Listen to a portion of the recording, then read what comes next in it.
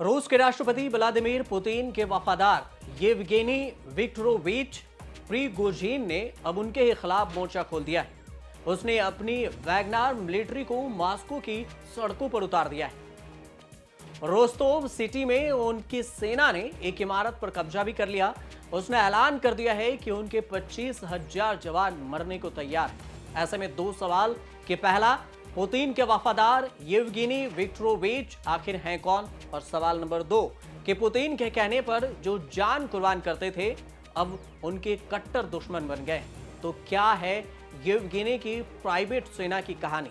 आज इसी दो सवाल को समझेंगे। पुतिन के वफादार येवगेनी आखिर हैं कौन, पहले यह समझ लेते हैं। वैगनर मिलिट्री ग्रुप का लीडर येवगेनी विक्टोरोविच एक घोषित अपराधी है, कई बड़े अपराधों में वांटेड है और इसे जेल में भी रखा जा चुका है। वहां से छूटने के बाद उसने हॉट डॉग बेचना शुरू कर दिया। बाद में यह पुतिन का शेफ बन गया।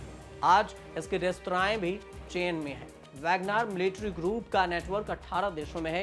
इसकी मौजूदगी यूरोप से लेकर Libya, Syria, Burkina Faso, Mozambique, Mali, Sudan और मध्य अफ्रीकी गणराज्य तक इसका साम्राज्य फैला हुआ है।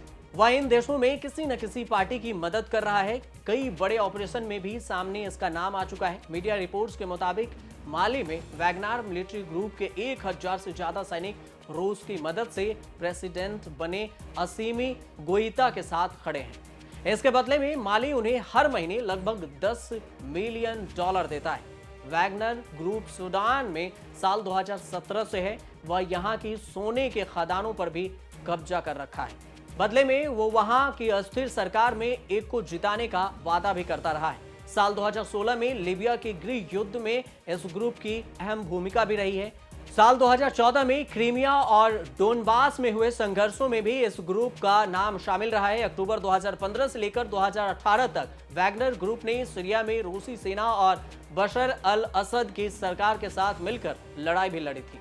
द वीक के मुताबिक द वैगनर की 500 लड़ाकों ने 4 घंटे की लड़ाई में ही अमेरिकी कमांडो को पीछे धकेल दिया था। Security and freedoms of our citizens, and those who organized and prepared this rebellion, those who put up weapons against their fellow comrades, they have betrayed Russia and they will be held accountable for that. And those who are being drawn into this, I call upon them not to do this fatal mistake and do the only right thing to stop taking part in criminal activities. I believe that we will be able to defend what is sacred and dear to us, and together with our motherland, we will overcome any ordeals and we will become ever stronger. अब कट्टर दुश्मन कैसे बन गया और क्या है Yevgeny की कहानी, प्राइवेट सेना की कहानी, ये जान लेते हैं। सबसे पहले पुतिन से क्यों नाराज हैं? मीडिया रिपोर्ट्स के अनुसार से वैगनर ग्रुप ने अपने ऑडियो मैसेज के जरिए आरोप लगाया है कि रूस की सेना ने हमारे शिविरों पर मिसाइल हमले किए, जिससे बड़ी संख्या में हमारे लड़ाके, हमारे साथी मारे गए। मैसेज में आगे कहा कि हमारे कमांडो की परिषद ने फैसला लिया है कि देश का सैन्य नेतृत्व जो बुराई लाता है उसे रोका जाना चाहिए। जो कोई भी प्रतिरोध करेगा हम इसे खतरा मानेंगे और इसे तुरंत नष्ट कर देंगे। यह कोई सैन्य तख्तापलट नहीं है बल्कि न्याय का मार्च भी है।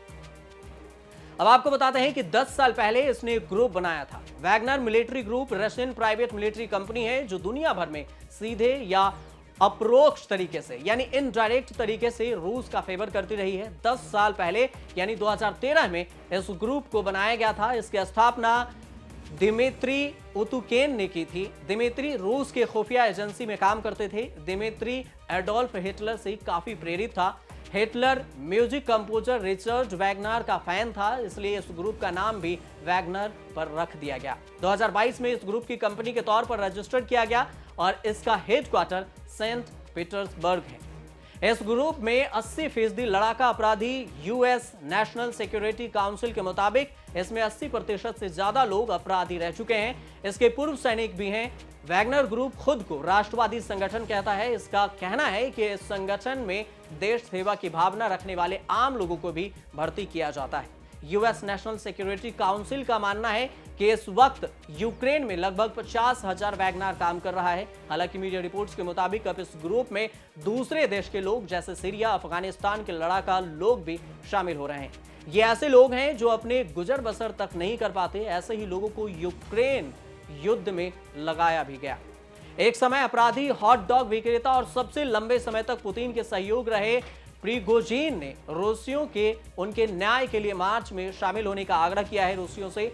और आपको बता दें कि प्रिगोजिन और पुतिन दोनों का जन्म लेनिनग्राद में हुआ था, जिसे अब पेंट पीटर्सबर्ग के नाम से भी जाना जाता है।